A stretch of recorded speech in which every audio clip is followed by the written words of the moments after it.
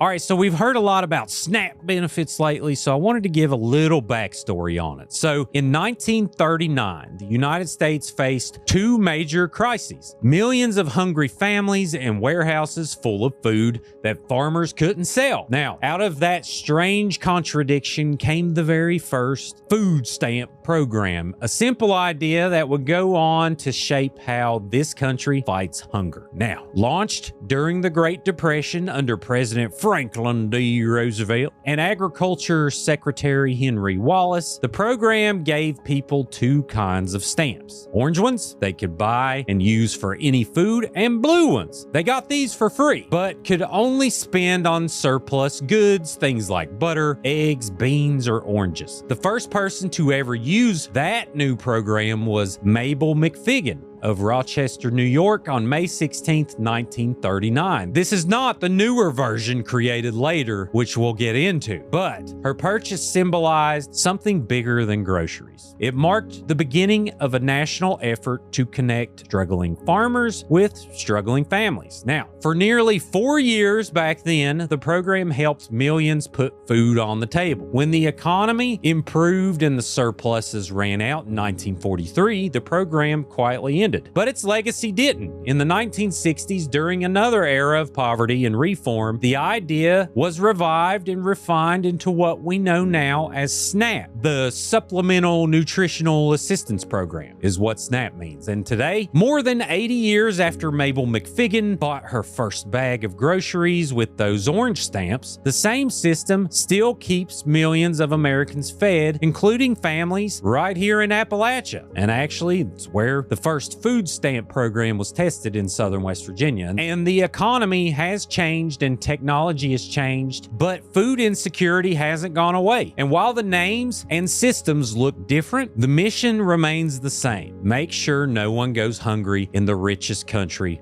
on earth. I know I'm very grateful for this program. My mom was a single mother, got divorced, went back to college, and we utilized food stamps occasionally, and it was a huge help. So I'm very grateful for it. And if you like stories like this about the history of West Virginia, but Appalachia as a whole, and sometimes things that started in Appalachia that pushed to the United States, be sure to follow and subscribe to Creepalachia for more of that content, but also eerie content from the hills.